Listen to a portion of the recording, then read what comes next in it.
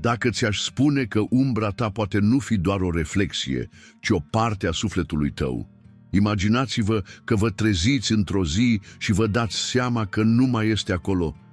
Ce s-ar întâmpla cu tine? Vlad Petrescu a aflat pe calea cea grea.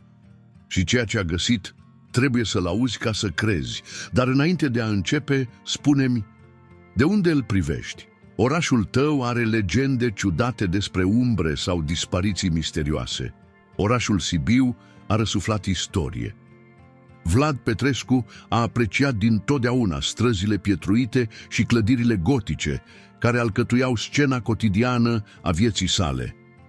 Profesor universitar, și-a petrecut zilele înconjurat de cărți vechi și manuscrise uitate, învățându-și studenții despre ghicitori istorice și folclor românesc.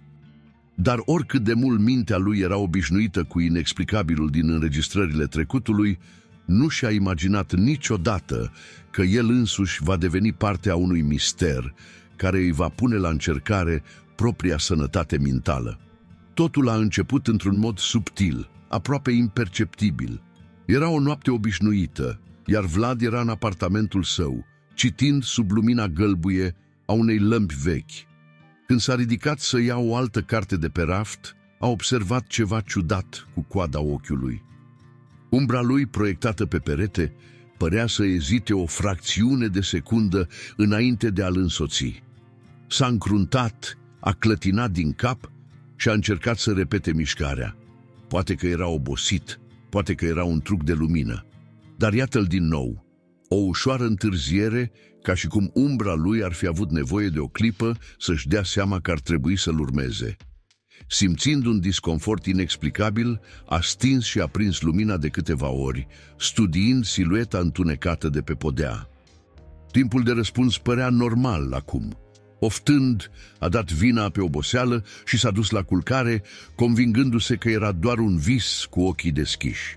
În zilele următoare, însă, sentimentul că ceva nu este în regulă a crescut. La universitate, în timp ce scria pe tablă în timpul unei ore, a simțit ceva ciudat. S-a oprit o clipă și și-a întors ușor capul. Umbra lui, reflectată pe tablă de soarele dimineții, părea să înghețe înainte de a-l însoți. Un fior i-a urcat pe șira spinării. A clipit de câteva ori, încercând să-și ascundă neliniștea în fața studenților. "Domnule profesor, totul este în regulă?" a întrebat unul dintre studenți, observându-i ezitantul. Vlad a forțat un zâmbet. "Da, am fost distras pentru o clipă," continua, dar inima îi bătea cu putere. În acea seară, deja acasă, a decis să-și testeze din nou percepția. A luat o lampă și s-a poziționat astfel încât umbra sa să fie clar vizibilă pe peretele alb al camerei. Și-a mișcat încet brațele.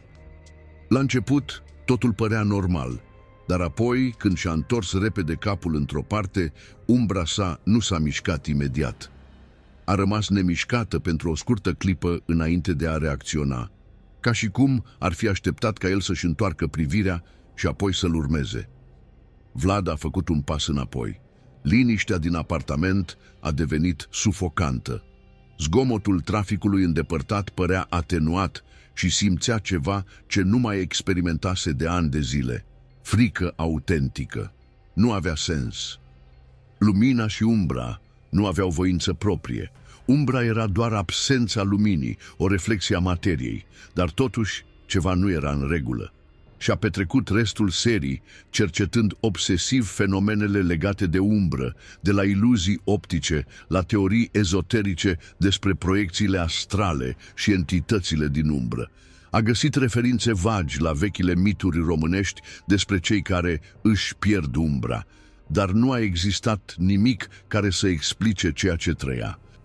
În noaptea următoare, la universitate, a avut loc evenimentul care i-a pecetluit convingerea că nu-și imaginează lucruri.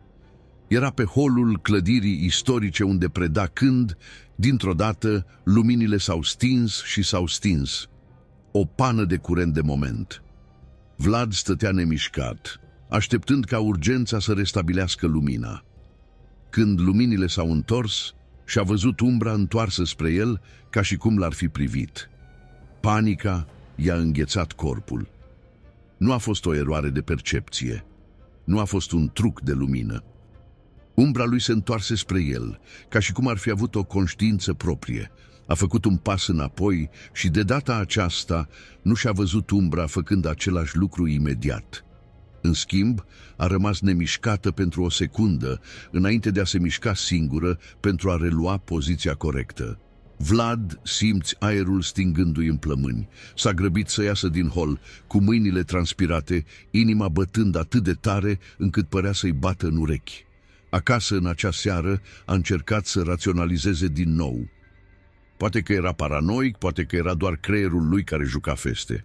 Dar, în adâncul sufletului, ceva îi spunea că explicația logică nu era suficientă. În următoarele câteva zile, paranoia sa a crescut. A început să evite locurile cu lumină puternică, a început să se observe discret în vitrine, oglinzi, pereți luminați, căutând mereu orice anomalie.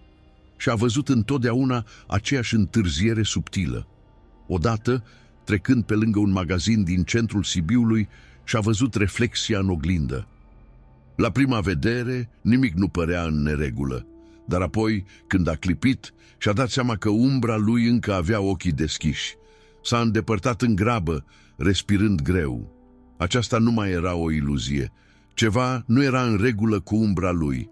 A decis să testeze un ultim lucru.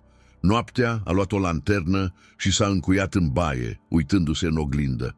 Cu lumina poziționată în spatele lui, umbra sa a fost proiectată pe peretele de greșie.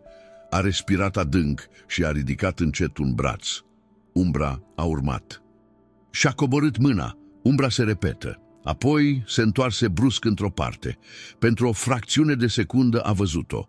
Umbra nu s-a mișcat împreună cu el. A rămas cu fața la oglindă, de parcă s-ar fi uitat direct la ea. Țipătul i-a rămas în gât. Umbra părea să-l privească. Vlad a stins lumina și a ieșit din baie cu inima bătând. Stătea pe podeaua sufrageriei, cu capul în mâini, încercând să înțeleagă ce se întâmplă.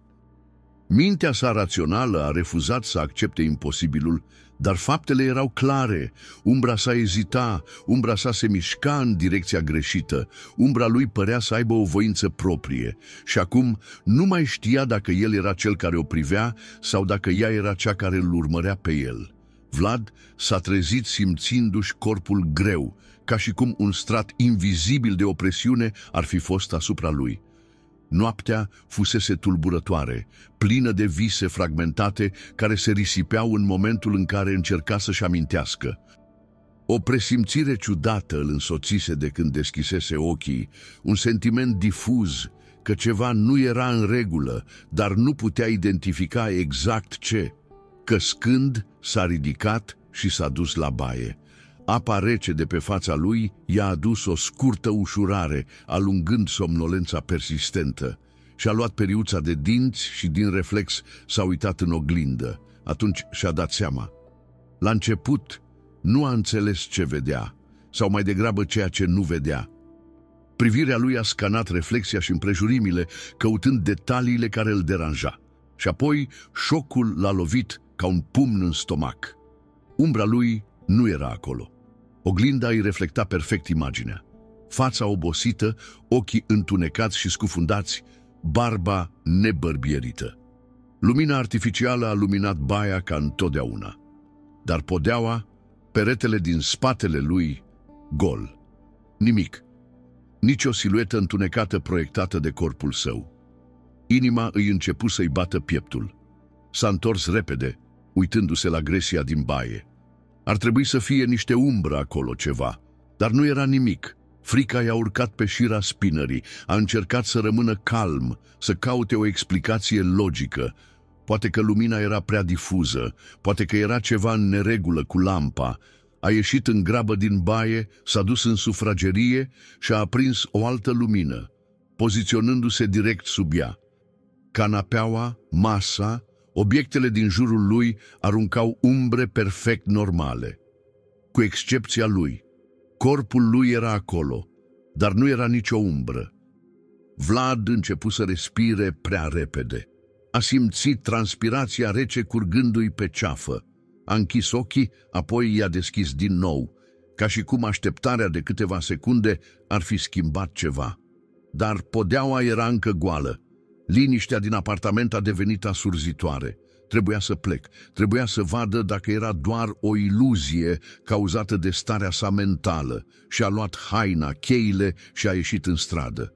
Cerul de dimineață era înnorat, iar străzile din Sibiu erau ude de ploaia care căzuse peste noapte. Oamenii mergeau în grabă, mașinile treceau ca de obicei. Vlad s-a uitat atent la pământ și a observat că toți oamenii aveau umbre normale. Copacii, stâlpii, clădirile, totul arunca umbre după cum permitea lumina naturală, doar că nu o face. S-a oprit în mijlocul trotuarului, uitându-se la propriile picioare și văzând doar asfaltul umed și neted de sub el. Un nod i s-a strâns în gât. Ce a însemnat asta? A fost o afecțiune neurologică, vreun defect de percepție, dar apoi s-a întâmplat ceva și mai deranjant. În timp ce se plimba prin centrul orașului, simțindu-se ca un ciudat invizibil printre trecători, a observat o prezență ciudată. Când a traversat o piață aglomerată, a avut impresia clară că cineva îl urmărește. Instinctiv se întoarse înapoi. Nimic, doar oameni normali care vin și pleacă, îngrijorați de rutina lor. A mers mai departe, dar sentimentul de a fi urmărit a persistat. Simțea o greutate în aer, un fel de presiune invizibilă pe umeri. S-a oprit la lumina roșie a unei treceri de pietoni și s-a uitat la reflexia ferestrelor din jur. Atunci a văzut-o. Peste drum, între două clădiri vechi, era o siluetă întunecată care stătea pe trotuar. Nu avea față, nici detalii, doar o formă umană, nemișcată, privind în direcția lui. Vlad clipi și, într-o clipă, silueta dispăru. A simțit aerul fugind din plămâni. S-a uitat în jur, căutând ceva care să explice ceea ce tocmai văzuse, dar oamenii treceau pe lângă ei, indiferenți, ca și cum nimic nu s-ar fi întâmplat. A traversat repede strada și s-a dus la locul unde fusese silueta. Nu era nimic acolo, doar intrarea pe o alee îngustă. Inima îi bătea sălbatic. Ce se întâmpla? Mai întâi, umbra lui ezita, apoi părea să aibă o conștiință proprie, iar acum dispăruse pur și simplu. Și pentru a înrăutăți lucrurile, a început să vadă lucruri care nu ar trebui să fie acolo. Aveam nevoie de ajutor. Fără să stea pe gânduri, și-a luat telefonul mobil și a format numărul Marianei Dumitrescu, istoric specializat în folclor și una dintre puținele persoane care ar putea lua în serios situația ei. Mariana, sunt eu, Vlad. Vocea ei a ieșit tensionată, uscată. Vlad, ce s-a întâmplat? Ești bine? A ezitat o clipă. Cum se explică asta? Cum să spui în cuvinte că umbra lui a dispărut? Că începea să vadă lucruri? Trebuie să vorbesc cu tine. Acum s-a făcut liniște la celălalt capăt al liniei. Apoi Mariana a oftat. Bine. Ne-am întâlnit în cafeneaua din piața centrală în 20 de minute. Vlad a ajuns la cafenea mai devreme decât s-a convenit. A ales o masă și a comandat o cafea tare, încercând să-și calmeze nervii. Chelnerul, un tânăr și prietenos, s-a apropiat. Sunteți bine, domnule?" Arăți puțin palid. Vlad a forțat un zâmbet. Pur și simplu nu am dormit bine," a mințit el. S-a uitat pe fereastra cafenelei în timp ce o aștepta pe Mariana. Afară, oamenii și-au continuat viața normal. Dar în mijlocul fluxului de pietoni, Vlad a văzut o altă siluetă stând în colțul opus, nemișcată privindu-l. S-a uitat în altă parte, respirând adânc. Când s-a uitat din nou, silueta nu mai era acolo. Mariana a sosit câteva minute mai târziu. Ochii săi căprui atenți au observat curând expresia tulburată a lui Vlad. Arăți groaznic, a spus el, ridicându-se. A ezitat. Cuvintele i s-au blocat în gât. Așa că a decis să spună pur și simplu adevărul. Umbra mea a dispărut. Ea s-a încruntat. Ce vrei să spui? Pur și simplu dispărut. Era ciudată de zile întregi, iar în dimineața asta nu mai era acolo. Tăcerea dintre cei doi era aproape palpabilă. Mariana îl privea încercând să înțeleagă dacă era o glumă sau dacă chiar credea ceea ce spunea. Dar când a văzut seriozitatea de pe fața lui, expresia i s-a închis. Vlad, există o legendă străveche, a început ea, alegându-și cuvintele cu grijă, despre cei care își pierd umbrele, se aplecă în față și ce se întâmplă cu ei. Mariana s-a uitat în jur, de parcă s-ar fi temut că cineva ascultă. Apoi, vocea lui a ieșit scăzută, aproape o șoaptă. Ele devin vizibile pentru cei care privesc. Vlad a simțit un fior pe șira spinării. Știa deja, le văzuse deja. Vlad nu a putut dormi în noaptea aceea. După conversația cu Mariana, mintea lui fierbea, învârtindu-se în jurul întrebărilor la care nu știa dacă vrea să răspundă. Cei care privesc, cine erau, ce au vrut și, mai presus de toate, de ce păreau interesați de el acum. Rămase așezat în fotoliul din sufragerie, cu luminile aprinse, cu ochii ațintiți pe fereastră. Fiecare umbră care se mișca afară, fiecare siluetă care trecea pe stradă, îi făcea inima să bată. Știa că nu poate continua așa, trebuia să înțeleg ce se întâmplă. A doua zi a întâlnit-o din nou pe Mariana la universitate. Îl aștepta în bibliotecă, deja înconjurată de cărți și manuscrise vechi. Când Vlad a intrat, ea și-a ridicat privirea, cu expresia plină de îngrijorare. Mi-am petrecut noaptea căutând prin dosare despre legende legate de pierderea umbrei, a spus ea direct. Și am găsit ceva care ne poate da un indiciu. A deschis o carte cu o copertă de piele uzată și a arătat spre o pagină îngălbenită. Acest lucru provine din înregistrările unui sat numit Valea Umbrelor. Numele a înghețat ceva în interiorul lui Vlad. Valea Umbrelor? Nu am auzit niciodată de el. Puțini oameni au ascultat. Satul a dispărut cu secole în urmă, șters de pe hărți și înregistrări oficiale. Dar există povești? Mariana respiră adânc înainte de a continua. Potrivit rapoartelor, locuitorii credeau că pierderea umbrei era de rău augur.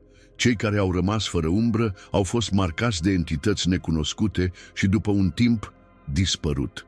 Vlad a simțit un fior pe șira spinării. Cred că există un model, l-a întrerupt Mariana, și cred că faci parte din asta. A arătat alte documente, relatări vagi despre oameni care, de-a lungul istoriei, și-au pierdut umbrele și apoi au fost văzuți vorbind singuri, auzind voci, observând lucruri pe care nimeni altcineva nu le vedea. Apoi, invariabil, au dispărut fără urmă. Vlad și-a trecut mâinile pe față, simțind transpirația rece pe frunte. Este prea real, a murmurat el. Mariana își ținea privirea. Ai auzit ceva? A ezitat o clipă. Apoi, încet, a dat din cap. Uneori, șoapte, când sunt singură. A închis cartea cu un oftat tensionat.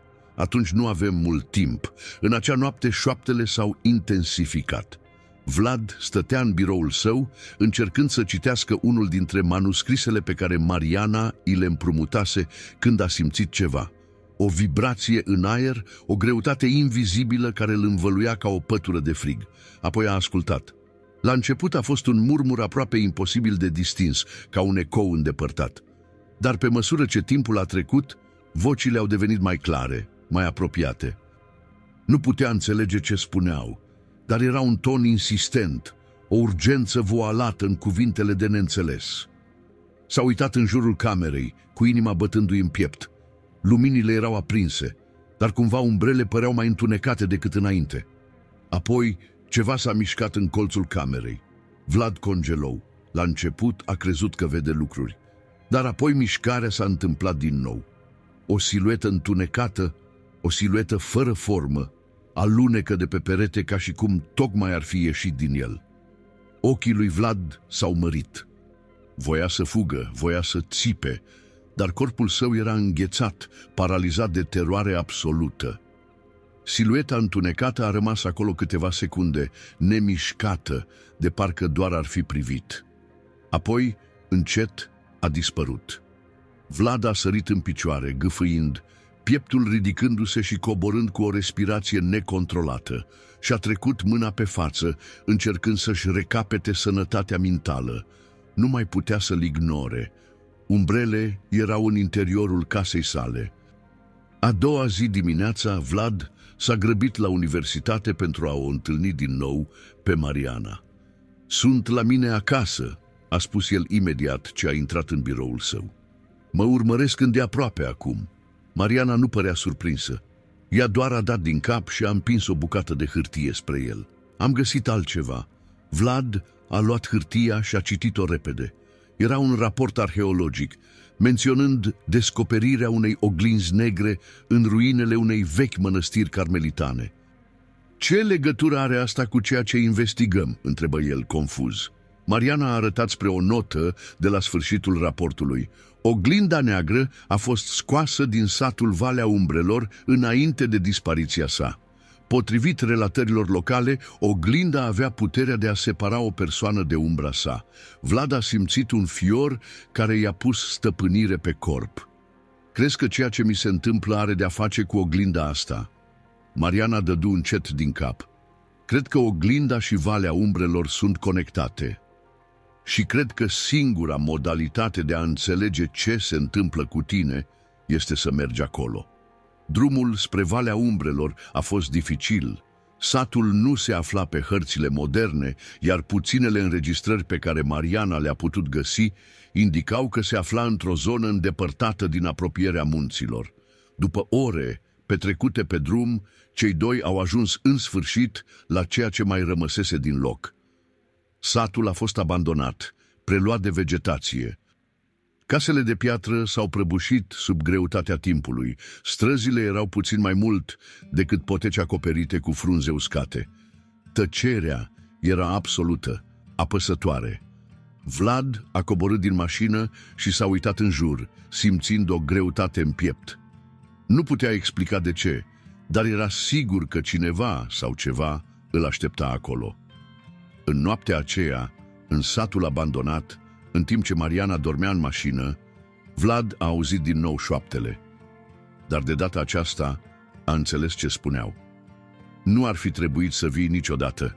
Ceața era densă, plutind greu printre clădirile ruinate, ca și cum satul ar fi fost învăluit într-o ceață vie, o entitate tăcută care ascundea secrete uitate. Vlad și Mariana au mers încet pe străzile abandonate din Valea Umbrelor, cu pașii înăbușiți de podeaua umedă și de frunzele moarte.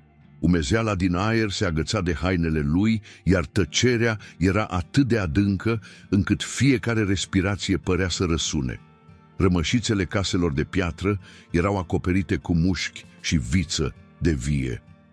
Unele uși încă se sprijineau pe stâlpile putrede, dar majoritatea clădirilor cedaseră timpului. Nu erau semne de viață, nici măcar de animale. Satul era complet mort. "Întotdeauna în viața mea m-am gândit că voi vedea un loc ca acesta," murmură Mariana. "Dar nu mi-am imaginat niciodată că va fi așa, atât de greșit." Vlad a înțeles ce voia să spună. Era ceva în acel loc care îi privea. Nu putea explica, dar simțea că sunt urmăriți, chiar dacă ochii lui nu găseau pe nimeni. Au mai mers câțiva metri până au văzut o clădire puțin mai bine conservată, o casă cu 2 etaje cu ferestre sparte. "Să intrăm," a spus Vlad. Mariana ezită o clipă, dar acceptă. A împins ușa, care a scârțâit în semn de protest înainte de a se deschide. Mirosul înăuntru era de lemn umed și praf. Camera principală avea încă niște mobilier căzut, o masă cu piciorul rupt și rafturi căptușite cu cărți mucegăite. Liniștea din interior era și mai apăsătoare. Atunci Vlad a văzut ceva pe un birou. Un jurnal îmbătrânit legat în piele. Se apropie încet, îndepărtă stratul de praf cu palma și deschise prima pagină. "Dacă cineva găsește asta, să știe că am fost etichetat. Din ziua în care umbra mea a dispărut, nu mai sunt la fel." Ochii lui Vlad s-au mărit, a întors mai multe pagini repede. "Îmi șoptesc, îmi strigă numele, văd siluete în ceață, încerc să mă ascund, dar știu că timpul meu se scurge." A simțit că respirația îi se accelerează. Umbra mea a dispărut, ei știu, mă întâlnesc în întuneric. Doamne, murmură Mariana în timp ce citea peste umărul lui. Vlad a continuat să întoarcă paginile până când a găsit ultimele note. Astăzi am auzit un nume pe care nu-l cunoșteam, dar care m-a făcut să tremură. Era propriul meu nume, rostit de o voce pe care nu o mai auzisem până atunci. Închise brusc jurnalul, ca și cum ceva ar fi putut sări din cuvinte și să-l apuce. Ce înseamnă asta? Întrebă Mariana cu vocea scăzută. Vlad și-a frecat fața, încercând să-și adune gândurile. Și-a pierdut și umbra și-a fost persecutat. Cei doi au tăcut o clipă, lăsând gravitatea să se liniștească. Atunci Vlad a auzit-o. Șoaptele au început jos, ca un foșnet îndepărtat, amestecat cu sunetul vântului, dar apoi au devenit mai înalte, mai apropiate. Nu putea înțelege cuvintele, dar tonul era insistent, amenințător. Ai auzit asta?" a întrebat el. Mariana s-a uitat în jur. Ce? Vlad înghiți. Nu asculta. Și-a scos lanterna și a îndreptat-o spre spatele camerei. Umbrele de acolo păreau mai întunecate. Ceva părea să se miște în interiorul lor. Trebuie să ieșim de aici, a spus el. Fără să se certe, Mariana l-a urmat. Aerul se simțea mai greu în afara casei, iar ceața părea să fi devenit mai groasă. Vlad s-a uitat în lateral, încercând să vadă dacă era ceva între clădiri. Și apoi a văzut-o. La colțul uneia dintre casele distruse, o siluetă întunecată stătea acolo privindu-i. Nu era o figură oarecare, era o siluetă umană complet neagră, fără trăsături, fără detalii. Doar o pată întunecată în ceață. Vlad simți că sângele îi se îngheța. Mariana, a șoptit el, când s-a uitat, umbra a dispărut. Ce s-a întâmplat? Clipi, respirând adânc. Nimic. Să continuăm. Au mers mai departe până când au găsit ruinele unei capele de piatră. Porțile de fier erau ruginite, dar încă în picioare. Vlad a împins intrarea și a văzut că era o scară care cobora într-o structură subterană. Arată ca un sanctuar, a spus Mariana. Fără ezitare, Vlad a început să coboare. Întunericul de dedesubt era absolut, iar felinarul lumina doar cărarea din față. Pereții erau din piatră netedă, acoperiți cu simboluri sculptate. Dar când ajunseră la capătul scărilor, Vlad simți un fior violent. Pereții capelei erau acoperiți cu fresce antice.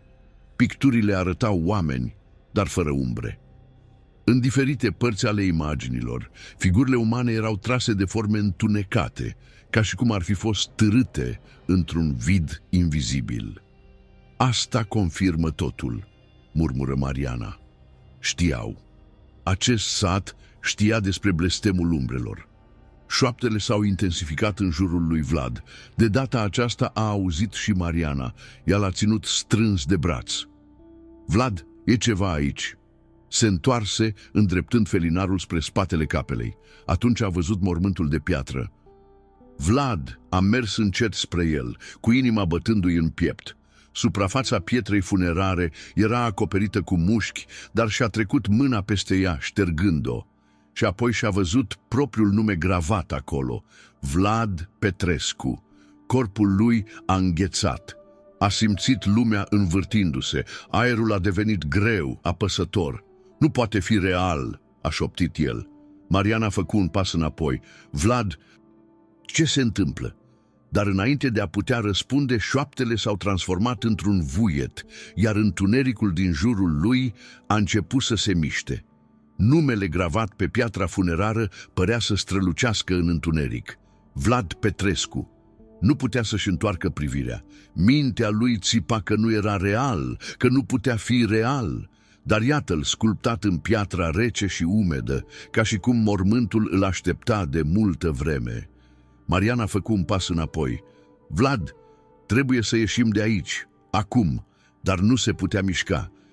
Ceva îl ținea acolo, ceva invizibil, ca și cum fire de întuneric i-ar fi înfășurat gleznele, trăgându-l în propria sa frică. Apoi șoaptele au început din nou. Nu erau doar voci împrăștiate în vânt. Au venit din umbră, umbrele coloanelor capelei subterane, crăpăturile din pereți, chiar și pietrele de pe podea șoptiră ei. Dar acum a înțeles. Vocile îi vorbeau. I-au spus numele. A simțit vertij și s-a ținut de marginea pietrei funerare ca să nu cadă. Piatra era rece, ca și cum ar fi absorbit căldura din corpul său. Mariana l-a tras de braț, încercând să-l readucă la realitate. Vlad, uită-te la mine! Clipi, simțindu-se ca și cum s-ar fi trezit dintr-o transă. Sunetul șoaptelor s-a potolit puțin, dar erau încă acolo, înconjurându-l. Apoi ceva i-a atras atenția în spatele capelei. O bibliotecă mică de piatră era pe jumătate ascunsă printre dărâmături. Pe ea se sprijinea o carte legată în negru, acoperită de praf și mucegai. Vlad a simțit imediat nevoia să-l ia. Ce este asta?" întrebă Mariana încordată. A deschis coperta, dezvăluind pagini îngălbenite, acoperite de simboluri și cuvinte scrise într-o limbă pe care abia o putea recunoaște. Dar în timp ce răsfoia paginile, a găsit ceva pe care l-a putut descifra. A fost un ritual. Descrierea a fost clară, directă. Pentru a recupera umbra care i-a fost luată, este necesar să restabilim legătura. Umbra nu este doar o reflexie, este parte a sufletului. Fără ea devii vizibil pentru cei care trăiesc în crăpăturile lumii, dar prețul pentru a-l restaura este o viață. Vlad simți că sângele îi se îngheța. Ce zici? Mariana a insistat. A citit-o cu voce tare. Mariana și-a deschis ochii. Un sacrificiu? Vlad închise cartea brusc. Nu poate fi corect. Trebuie să existe o altă cale. Dar în adâncul sufletului știa că lucrurile care îi se întâmplau nu urmau reguli logice. Dacă umbrele nu erau doar umbre, atunci poate că era adevărat. Șoaptele au crescut din nou, ca și cum ar fi râs de ezitarea lui. Atunci s-a manifestat o nouă voce. Spre deosebire de ceilalți, nu era un murmur împrăștiat. Era adâncă, târâtă, străveche. Știi deja ce ar trebui să faci. Vlad s-a uitat în jur, căutând sursa vocii. Mariana l-a strâns de braț. Ce s-a întâmplat? Nu ai auzit asta? Ea a clătinat din cap îngrijorată. Vlad! Cred că asta ți se întâmplă doar ție. A înghițit. Vocea a continuat. Umbra este o ancoră. Fără ea ne aparții deja. Dar mai este timp. Faceți sacrificiul și întoarceți-vă. Sau... Vino de cealaltă parte. Podeaua capelei s-a cutremurat. Praful cădea din tavan și un vânt rece suflă din întuneric, chiar dacă nu era nicio deschidere acolo. Mariana îl ținea de umăr. Vlad! Ce se întâmplă? Și-a simțit corpul furnicături, de parcă ar fi fost pe cale să fie tras în ceva dincolo de acea lume. Atunci s-a uitat din nou la carte.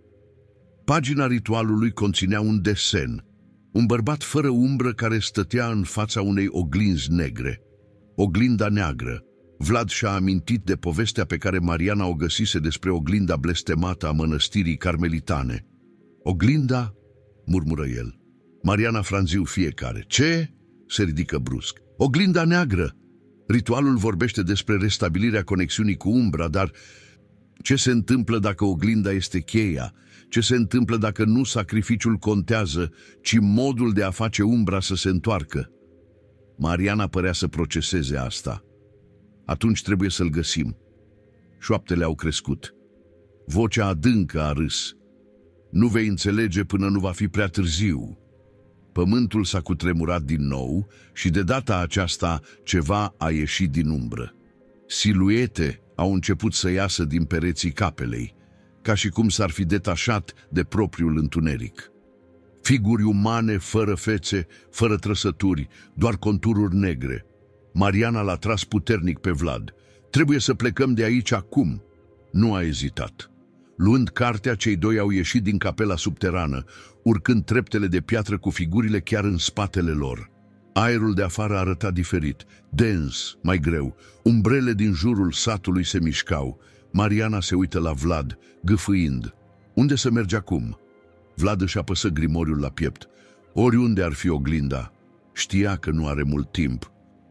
Dacă nu a găsit acel artefact, dacă nu a găsit o modalitate de a-și recăpăta umbra, În curând nu avea decât o siluetă în întuneric. Vântul sufla puternic prin satul abandonat, purtând mirosul umed de piatră și pământ. Timpul părea suspendat, prins între trecut și ceva care nu aparținea acestei lumi. Vlad simțea greutatea întunericului din jurul lui, ca și cum ar fi fost absorbit în el. Figura din fața lui era absența tuturor. Înalt, distorsionat, fără trăsături, fără trup. Doar o umbră vie. Un întuneric care se mișca împotriva regulilor luminii. Vlad încercă să facă un pas înapoi, dar picioarele îi erau lipsite de pământ, ca și cum satul însuși ar fi decis să-l rețină. Mariana era lângă el, cu respirația scurtă, ținând grimoriul, ca și cum ar fi fost un scut. Vocea entității nu a fost auzită în direct, a apărut în mintea lui Vlad. Nu ar fi trebuit să observi. Aceste cuvinte i-au făcut stomacul să se întoarcă. "Ce vrei de la mine?" a întrebat el cu vocea răgușită. Entitatea și-a înclinat ușor capul, ca și cum și-ar fi studiat prada. "Ai deschis ochii la ceva ce nu ar trebui văzut. Când a văzut-o, a încetat să mai facă parte din lumea oamenilor. Și acum îmi aparține." Vlad a simțit un fior pe șira spinării. "Nu îți aparțin." Creatura nu a răspuns imediat. Tăcerea care a urmat a fost chiar mai tulburătoare decât orice ar fi putut spune. Apoi, cu o mișcare lentă, a ridicat mâna și spațiul din spatele ei a început să se despice. Un sunet imposibil umplea aerul, ca sticla crăpându-se, ca lemnul spărgându-se, ca o șoaptă târâtă în noapte. Și apoi, portalul s-a deschis. Vlad și-a ținut respirația. De cealaltă parte a văzut umbre fără corpuri. Sute dintre ei, poate mii, erau figuri umane, sau cel puțin fuseseră într-o zi. Acum erau doar coconi goi, reflexii fără substanță, rătăcind într-o lume care nu ar trebui să existe. Unii au încercat să meargă, dar păreau slabi, ca și cum ceva i-ar fi secătuit încet. Alții erau nemișcați, așteptând. Aceștia sunt cei care au venit înaintea ta. Vocea entității a reverberat în mintea lui. Vlad simți că vertijul se intensifică. Portalul părea să exercite o forță asupra lui, ca și cum ar fi vrut să-l tragă înăuntru. S-a luptat cu senzația, încercând să rămână în prezent. "Vrei să merg acolo?" întrebă el, încercând să-și păstreze vocea stabilă. Entitatea s-a apropiat, aerul s-a răcit. "Deja pleci." Vlad s-a uitat la picioarele lui și a simțit disperarea așezându-se în pieptul său. Vârfurile degetelor îi fărâmiseră deja în umbră. Ca cerneala neagră care picură în gol. A gâfâit, inima îi bătea cu putere. "Oprește-te!" Entitatea nu a răspuns. Mariana l-a ținut de braț, încercând să-l tragă înapoi. "Vlad, ce se întâmplă?" Se simțea ca și cum ar fi fost epuizat, ca și cum umbra furată ar fi luat ceva din existența ei cu ea. Atunci vocea entității a răsunat din nou. "Ai de ales. Lumea părea să tremure, sau acceptă să-ți pierzi umbra pentru totdeauna și devine unul dintre cei uitați." Entitatea a făcut semn către portal, iar umbrele fără trup păreau să se întoarcă, ca și cum l-ar fi așteptat. "Sau iei umbra altcuiva." Cuvintele i-au înghețat sângele lui Vlad. Mariana și-a ținut respirația când a auzit asta. Ochii ei s-au mărit. Ce înseamnă asta?" Vocea îi tremura. Entitatea s-a întors spre ea, dar nu a spus nimic. Vlad simți un nod strâns în piept. "Mă vrei să fure umbra altcuiva. Este un ciclu. Pentru ca unul să continue, trebuie luat altul. Umbra lui a fost îndepărtată. Puteți revendica unul nou." Vocea era calmă, meticuloasă, piedosa și crudă în același timp. Vlad s-a uitat la Mariana. A înțeles imediat ce însemna asta. O tăcere apăsătoare s-a lăsat între cei doi. Ochii ei erau mari, corpul rigid, de parcă ar fi vrut să fugă, dar nu îndrăznea. Vlad s-a uitat la portal, s-a uitat la entitate. S-a uitat la mâinile sale, unde umbra începuse deja să se dizolve. Se simțea prea ușor, ca și cum s-ar fi întors în aer. Dacă nu aleg, a întrebat el. Entitatea și-a plecat capul. Apoi, în curând, nimeni nu-și va aminti de tine. Nu vei avea o reflecție, nu va avea un trecut. Vei deveni nimic. Greutatea acelor cuvinte a căzut asupra lui ca o sabie. Vlad înghiți. Frica s-a strecurat pe șira spinării. Dacă ar accepta prima opțiune, ar dispărea pentru totdeauna. Dacă l-aș accepta pe al doilea, dacă ar fi acceptat al doilea, ar fi trebuit să condamne pe altcineva la ceea ce trăia el. Se uită din nou la Mariana. Privirea ei era una de rugăciune. Vlad. Vocea ei era slabă. Gândurile lui erau agitate. Asta a fost? A fost soarta tuturor celor care și-au pierdut umbrele? Un joc crud, un schimb infinit? Șoaptele din jur au crescut. Portalul pâlpâi. Entitatea aștepta. Alege. Degetele lui Vlad dispăreau. Timpul se scurgea. Apoi, el a luat decizia. Vântul înghețat al satului bântuit a biciuit fața lui Vlad când a simțit că trupul său este tras în portalul negru care pulsa în spatele entității. Pământul de sub picioarele lui părea să se dizolve, iar realitatea din jurul lui tremura ca și cum ar fi fost pe cale să se spargă. Se strădui să reziste, dar era ca și cum mâini invizibile îi țineau brațele și picioarele, trăgându-l în acel abis fără lumină unde îl așteptau umbrele rătăcitoare. În partea de jos a portalului i-a văzut pe cei care dispăruseră înaintea lui. Erau figuri umane sau cel puțin fuseseră cândva. Acum erau doar spectre rătăcitoare, umbre fără corpuri, uitate de lume. Nu au strigat, nu s-au luptat, doar priveau, formele lor pâlpâitoare prinse într-o stare de derivă veșnică. Vlad a luptat împotriva forței invizibile care l-a tras. Nu voia să devină unul dintre ei. Alege! Vocea entității a răsunat în mintea lui ca un tunet tăcut.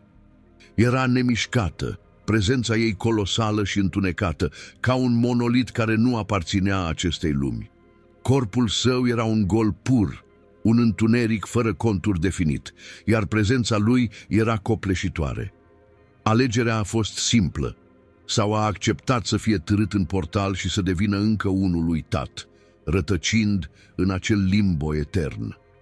Sau lua umbra altei persoane, condamnând-o la aceeași soartă care îl amenința acum. S-a uitat la Mariana. Ea înțelegea deja. Șocul din ochii lui a fost înlocuit de frică. Nu frica de entitate, nici de portal, ci frica de ceea ce ar putea face Vlad. Respirația îi era agitată, pieptul îi creștea și cobora rapid, în timp ce panica îi cuprinse fiecare fibră a ființei sale. Întunericul înainta, ajungându-i la glezne, începând să-l devoreze.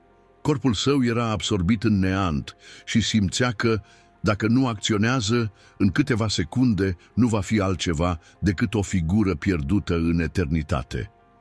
Vlad, șopti Mariana, iar vocea ei suna ca un ecou îndepărtat. Timpul se scurgea. Instinctul de supraviețuire a răcnit în el, îndemnându-l să facă orice pentru a continua să existe. Putea să o prindă. Dacă ar fi acceptat oferta entității, ar fi putut fura umbra Marianei. Portalul s-a cutremurat, neliniștit. Entitatea și-a înclinat ușor capul, ca și cum și-ar fi privit ezitarea cu curiozitate. Ce s-ar întâmpla dacă ar face asta? Avea să supraviețuiască. Umbra lui avea să se întoarcă și Mariana ar dispărea. Va trebui să poarte această greutate pentru tot restul vieții. Privirea lui s-a întâlnit cu a ei. Știa ce era în joc. Ochii Marianei erau mari, dar nu a fugit. Nu face asta, Vlad. Șoaptele de pe portal s-au intensificat. Entitatea părea să zâmbească, chiar și fără gură. Alege. Și-a strâns pumnii. Nu a putut. Nu ar face asta. Întunericul i-a ajuns la talie. Vlad închise ochii și apoi a refuzat să aleagă. Nu, entitatea a înghețat. Portalul oscila. Pentru o clipă, totul s-a oprit. Apoi, ca și cum ar fi fost furios, întunericul s-a revoltat. Portalul s-a deschis mai larg, iar forța invizibilă a crescut. Acum întreaga lume părea să se prăbușească în jurul lui. A țipat Mariana. Există o altă cale. Vocea ei a tăiat haosul ca o lamă. El s-a uitat la ea. Mariana ținea grimoriul negru, strângând strâns paginile vechi. Le răsfoia frenetic, cu ochii măturând simbolurile străvechi, până când în cele din urmă găsise ceva. Există un alt ritual. Entitatea nu s-a mișcat, dar portalul s-a cutremurat violent. Vlad a simțit o rază de speranță. Mariana a început să murmure cuvinte în limba pierdută a grimoului. Vocea îi tremura la început, dar treptat căpătă fermă. Și apoi ceva s-a schimbat. Atracția portalului a scăzut. Portalul începea să se închidă. Entitatea pentru prima dată s-a mișcat cu adevărat. Ea s-a aplecat în față, ca și cum ar fi încercat să-l oprească. Aerul din jurul lui Vlad fluctua. Și apoi umbra lui a început să se întoarcă. Mai întâi, o linie subțire a apărut sub el, palidă și instabilă. Dar apoi, ca vopseaua turnată pe podea, s-a format complet. Vlad a căzut în genunchi. Corpul lui era din nou întreg. Umbra lui s-a întors. Dar ceva nu era în regulă. Portalul s-a închis cu o bubuitură. Entitatea a dispărut, dizolvându-se în întuneric.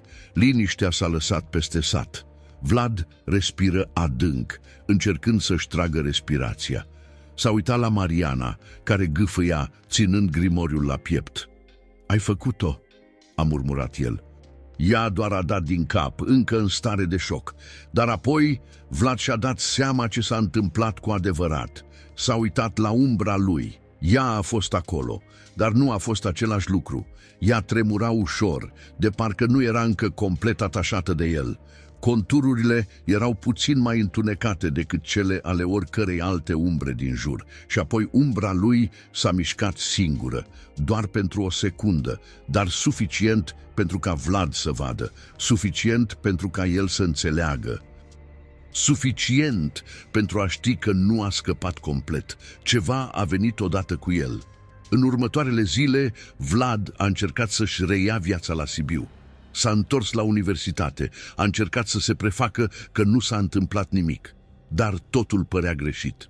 Primul lucru pe care l-a observat a fost cum umbrele din jurul lui arătau mai clare. S-a uitat la oamenii de pe stradă și le-a văzut umbrele mișcându-se normal. Dar uneori vedeam ceva diferit. Unele umbre aveau forme ciudate. Unii s-au mutat înaintea stăpânilor lor, alții păreau să se uite la el și, cel mai rău dintre toate, unii oameni nu aveau umbră. Știa ce însemna asta, știa că vor dispărea, așa cum aproape că i s-a întâmplat lui. Într-o noapte, în timp ce trecea printr-o piață goală, simți un fior pe șira spinării. S-a uitat la pământ și și-a văzut propria umbră. Arăta normală, sau aproape.